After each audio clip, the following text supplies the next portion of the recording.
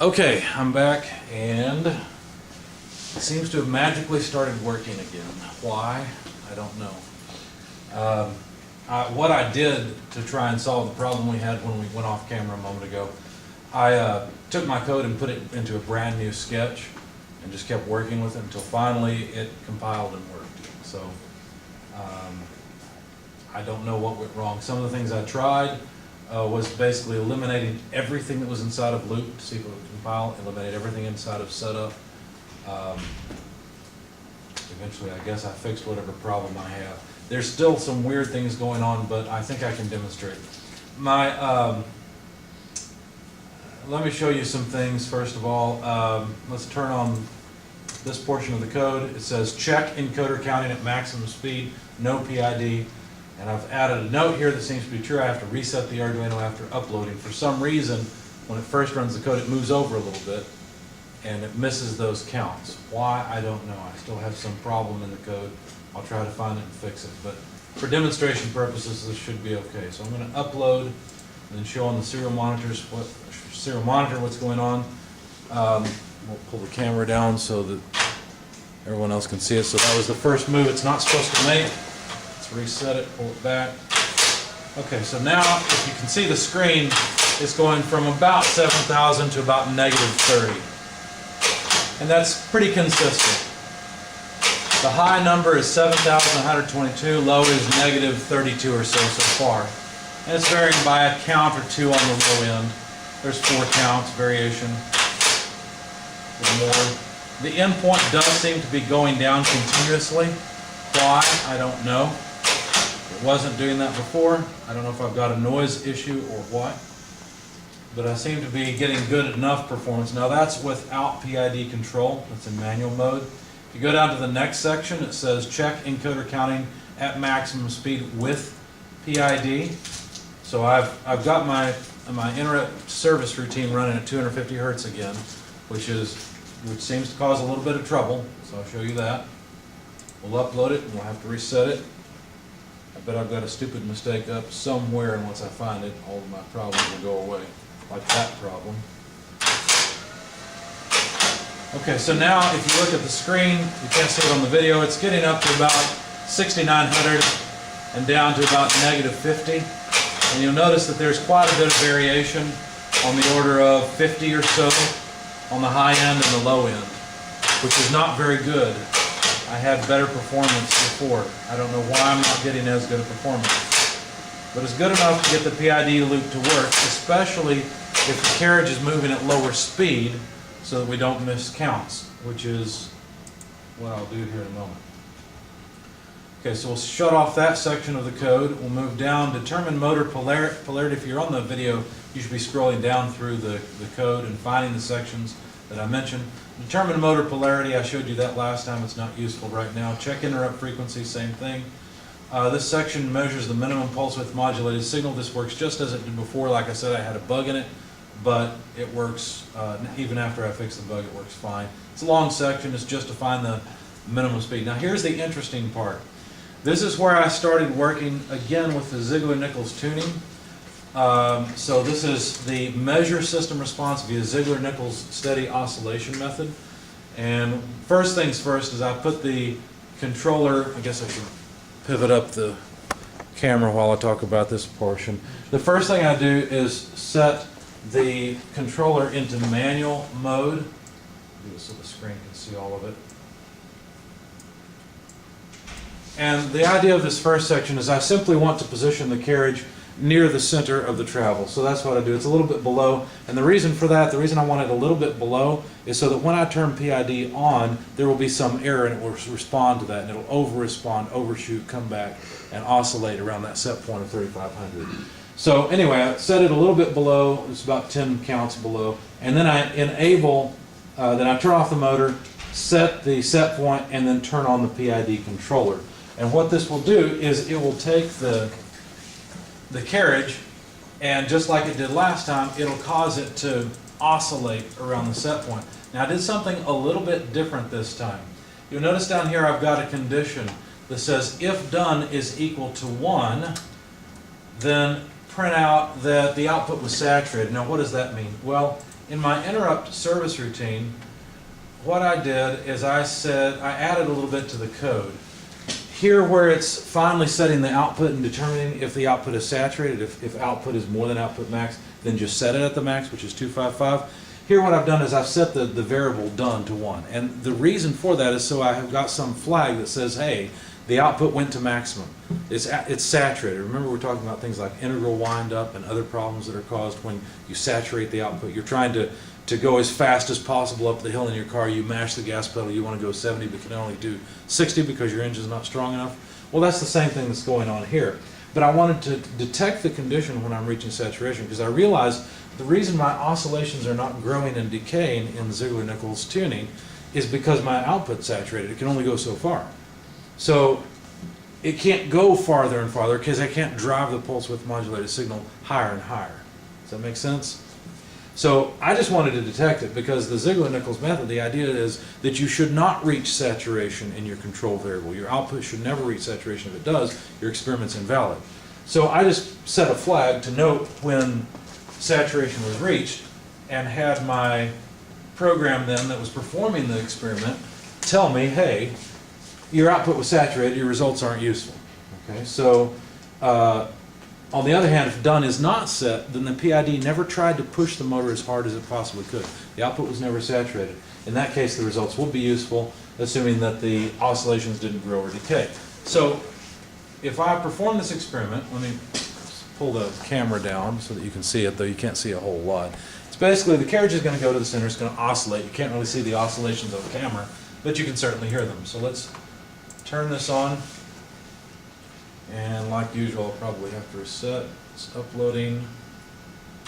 Yep, reset, pull it back. And now it'll run. If you hear that, it's oscillating back and forth. You can see it a little bit in the cable. Now, yeah, on the screen, I won't pivot the camera up because that's a lot of pivoting, but it says results useful if oscillations didn't grow or decay. What that means is that the output was never in saturation. So I've got a useful result. The only problem is I want my gain, I want to find the ultimate gain. I want the proportional gain to be as high as possible and still not saturate the output. So what I'm going to do is increase the proportional gain because right now I'm running a proportional only controller and that's right up here. I guess I could pivot the camera for this. This is worth knowing. Okay, so it's near the top. It's where I set the gains. Let's see. There it is. So set tunings. Now, what I was doing here is I have two different lines. One line I was using for tuning, and the other line, the second line, was one that I would uncomment once I decided what good gains were. That way I wouldn't keep overriding good gains with another future experiment. So if we set the proportional gain, watch this, if we set it to 3, hopefully it'll operate mechanically the same way it did last night. If we do that, then what, and I won't pivot the camera down actually because you'll hear it operating. Okay, hang on, reset, let's go here. So reach 3500, and here it says, notice it says output saturated, results not useful. That means that the output went to 255. So if the oscillations could have grown, they would have, because the controller would have pushed it farther and farther, but it just couldn't push it farther than 255. In other words, the pedal was to the metal. There's no way to make it do any more. So if I change this from 3 to 2.6, we'll run the experiment again. So now I'm searching for the ultimate gain is what I'm doing. Okay, so reset for a weird start problem. And what it should say results not useful. Yeah, the output was saturated. But if I change this to 2.5 and run it, then I'll find the ultimate gain. 2.5 is the ultimate gain that I found last time. Okay, so it's performing the experiment. All it does is it goes back and forth just a little bit between prescribed limits. It says results are useful. So my ultimate gain is somewhere between 2.5 and 2.6. I figured 2.5 was close enough. So then what I did is I said, well, I'm going to use about 60% of that for my and I need to show you this also. I'm going to use about 60% of that for my actual gain, and I got that. Remember I showed you guys the Wikipedia page? I actually edited the Wikipedia page this morning because there's some problems with it. Let's see if they stayed. Yeah, they stayed. Anyway, I was making a big mistake here. Remember, I was using this row in order to calculate my gains. There's nothing wrong with that. I should use 60% of that ultimate gain. So 2.5 was my ultimate gain. 60% of that, whatever that number is, that should be my ultimate gain. But then I was taking the ultimate period, dividing by 2, and putting that directly in. There's a problem with that. There are two forms of the control law. One form is this way, where you have reset time and reset rate.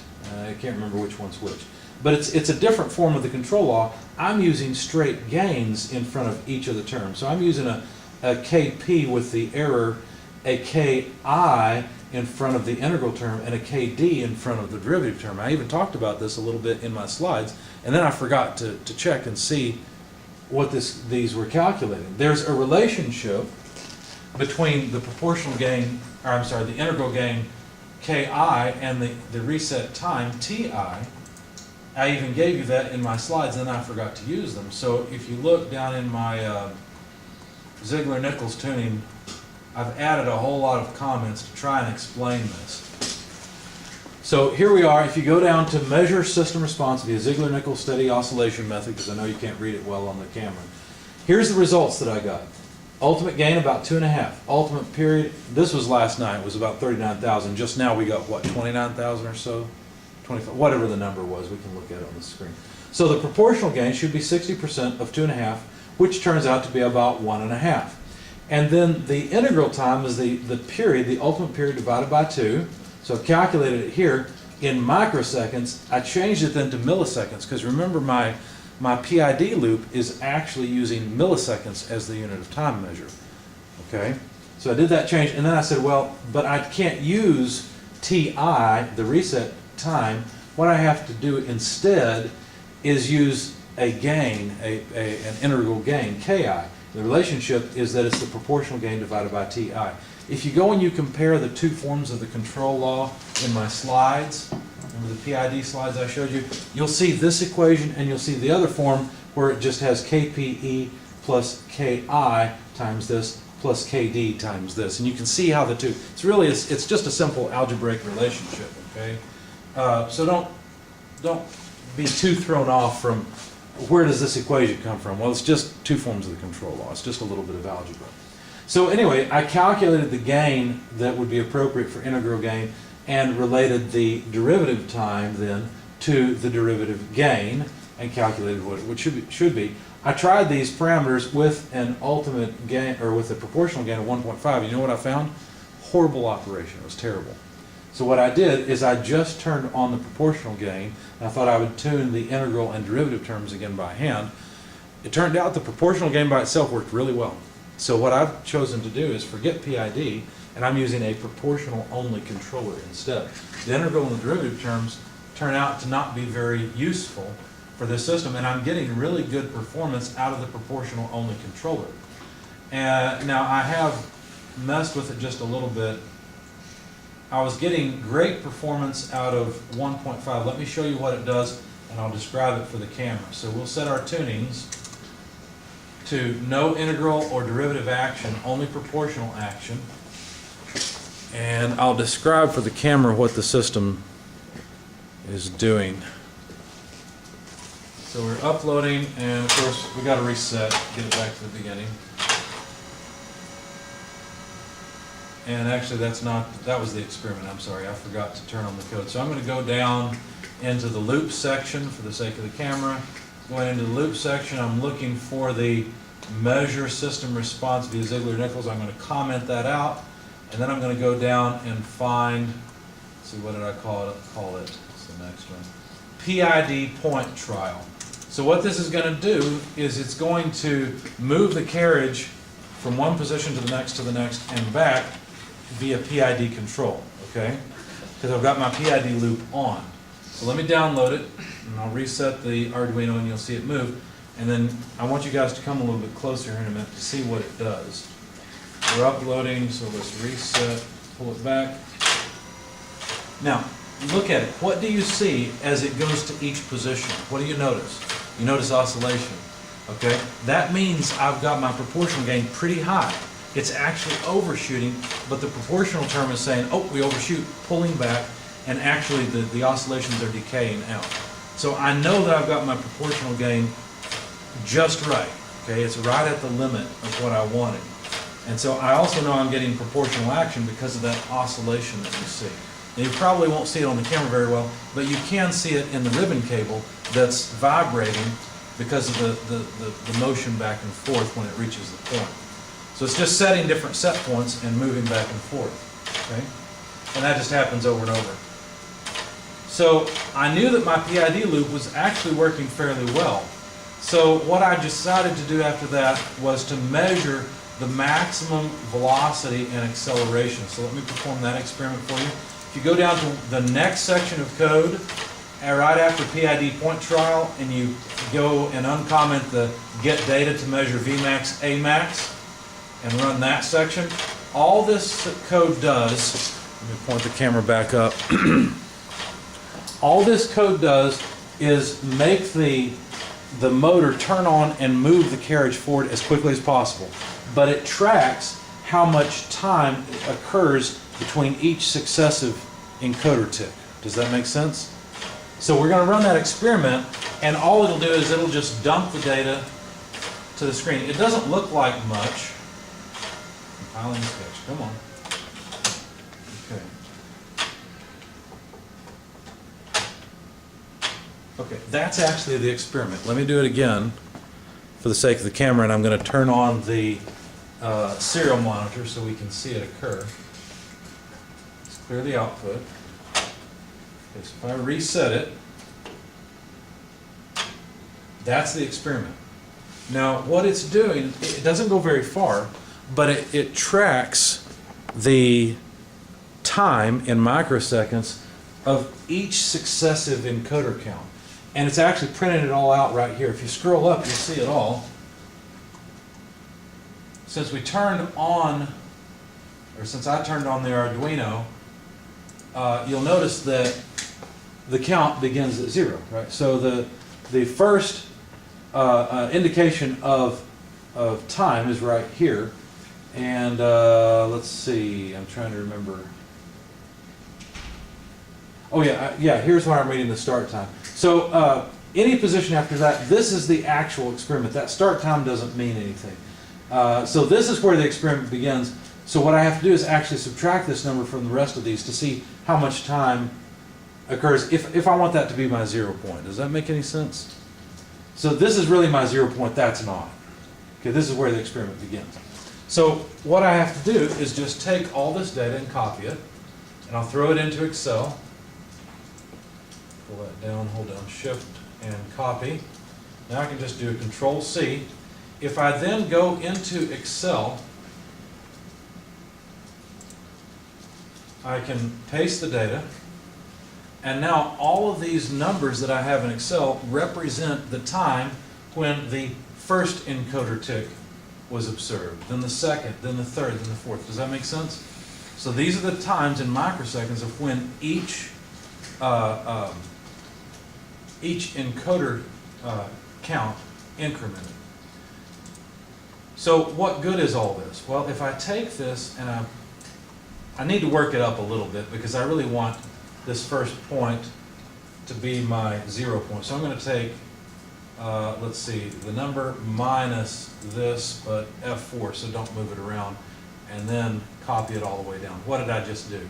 All I did was I made Excel subtract this number from each subsequent number. Okay, that way my experiment starts at 0.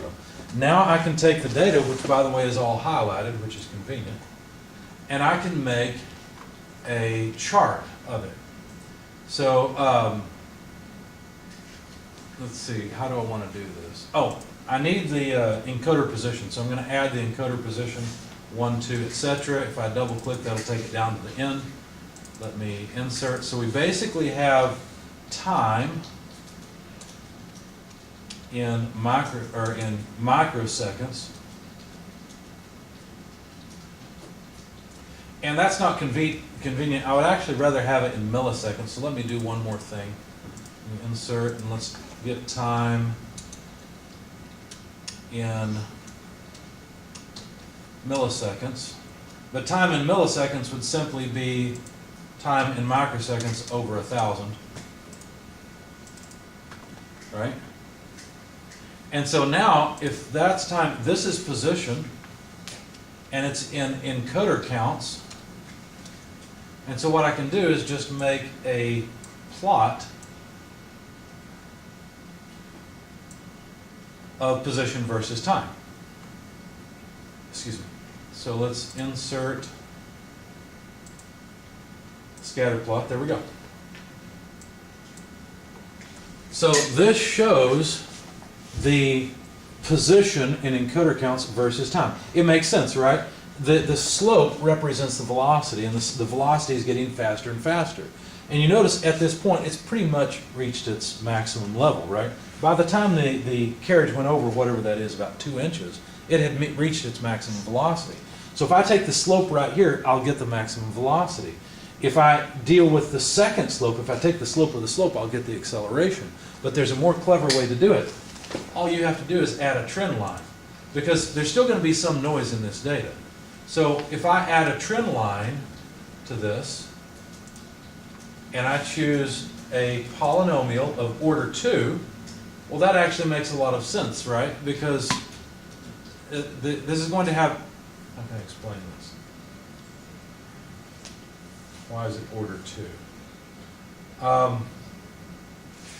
Well, what I'd really like to do is take this data and differentiate it once. If I differentiate it once, what would I get? It's position versus time. I would get what? I get velocity, right? Because the first derivative of position with respect to time is velocity. If I differentiate it again, what would I get? Acceleration. Acceleration, right? So if I fit this with a second order curve, that'll get rid of all the noise in the data. And then essentially the coefficients in front of the x squared term and the x term are the maximum, or are the acceleration and velocity terms. Okay? So it was just a quick way to get the acceleration. Now it's not quite the acceleration. The term in front of the a squared is actually half of the acceleration. So order 2, I do want the intercept to be at 0. I want to display the equation and display how close this is fitting. So this equation is fitting the data really nicely. The r squared of 0.999 means that this is a good fit. And so now we've got an equation here that tells us y, the position, versus x, time, right? It starts at 0. There's 0 intercept. At 0 time, we started at 0 position. If you differentiate this, what do you get? Well, you get velocity, right? Now notice the velocity varies as a function of position. Well, that makes sense. Sure, the slope is fairly low, which is a fairly low velocity. It goes up here. Where would I want to evaluate this? And by the way, for the sake of the camera, since you can't read it, it's reading off about 0.3 x squared plus about 5.9x. Okay? If you differentiate this with respect to time, which is the x variable in our case, what you would get is 2 times 0.3, so about 0.6x plus 5.9 or so. That would be the velocity equation because it's the first derivative. If I then evaluate that at x equal, what, about 25 or so milliseconds, grab your calculators, please. So the first derivative, let's see, can I type in here? Yeah, I can. How convenient. So basically what I'm saying is y equals, or y prime, the first derivative, let's do it this way. V, which is dy by dt, equals 0.6 or so times x plus about 5.88. That's a little better. Yeah, your dy dy. dy dy, thanks. I meant dy by dt. T and x are the same thing, okay? Really, t is x. I guess I'll be consistent and leave an x there. Make this bigger so you guys can see it. It doesn't want to make, it doesn't want to let me make it bigger, I don't know why. So all I did was I took the first derivative of position. So let's plug in an x of 25, or in other words, a time of 25 milliseconds. What do you get? 20.9. 20.9, which is about what I got. Okay, I got about 19 or so counts per millisecond. That was the maximum speed that it could move at, okay? And we're getting today about 20 or so. Okay, so what about the second derivative?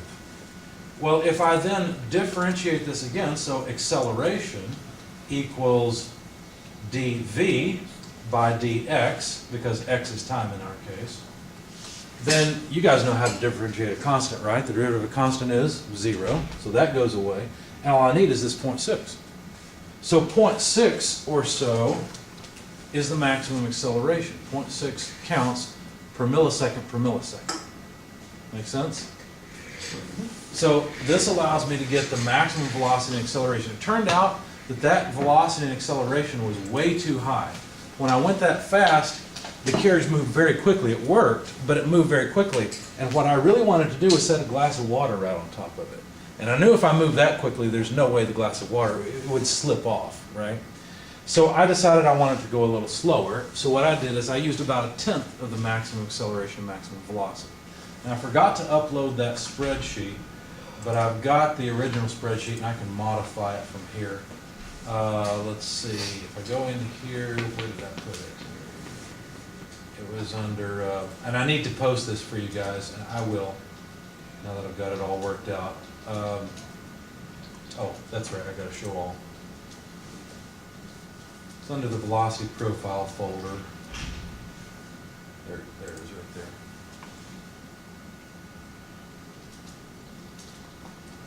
Yeah, S and sinusoidal profile. I showed this to you guys before, and I showed it to the students in Anderson. And, oh, we talked about this last time, didn't we? We talked about what this spreadsheet does. Okay, so the units are all wrong, right? I don't want inches per second. Really what I want are something like counts per millisecond, right? And so what I decided to do, like I said, is use a counts per millisecond that was lower than the maximum, and we just got 20 and 0.6, which I was getting. That's weird because I was getting 20 and about 10. I don't know why we've got so much of a difference, but let's just set the maximum velocity and acceleration lower. So we'll set the maximum velocity at about 2 counts per millisecond. Okay. And then the maximum acceleration, it was about 0.6, so let's set it at about, I don't know, 0.1. And that would be counts per millisecond, or per millisecond squared. And then the throw is how far I want it to go. So I want it to go 6,000 counts. If you look at the way I wrote the code for the trapezoidal profiles and all those, what I did is I had the carriage move forward a little bit and then move back and forth. That way it didn't crash into the ends. All right, so let's start off with a trapezoidal profile. So we're going to start off setting this equal to 0, setting gamma equal to 0, which will give us a trapezoidal profile. If you go and you look at the shape, you see I'm not plotting enough of it, but it's certainly a trapezoidal profile because you see the acceleration at a constant level. You see the velocity increasing constantly and the position increasing constantly. We just zoomed in on the beginning of the trapezoidal profile. Now, what's happened is my time step is much too fine. Okay, if you think about what's going on in the Arduino, I have to choose how often I request a new set point, right? Basically, I'm going to say, okay, go here, now go here, now go here, now go here, because these are the positions in order to accomplish trapezoidal motion versus a regularly increasing time or incrementing time.